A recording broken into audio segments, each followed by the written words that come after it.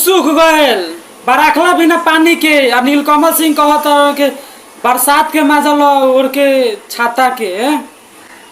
गाना सुन लो लोग नु भाई, काफी धूम मचैले रहलक यूट्यूब पर के बरसात के मजा लो।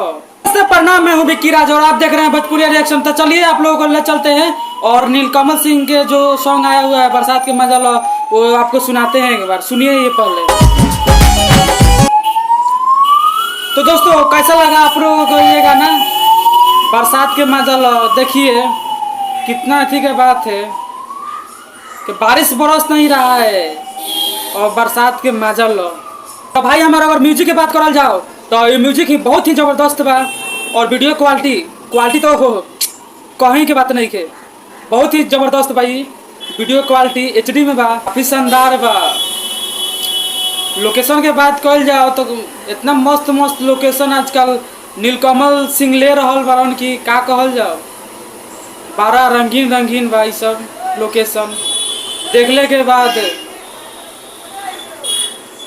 मन मलंग हो जाता। तो भाई हमारा आप लोगों को कैसा लगल है ये गाना बरसात के मजा लो?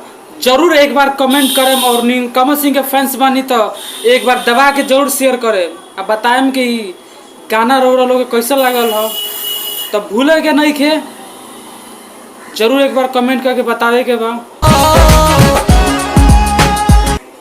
तो चलिए एक बार और लोग गाना सुनाओ तनी, इस सुनी पहले। बस आज के लिए इतना ही, फिर मिलेंगे कोनो नेक्स्ट वीडियो में। तब तक के लिए धन्यवाद।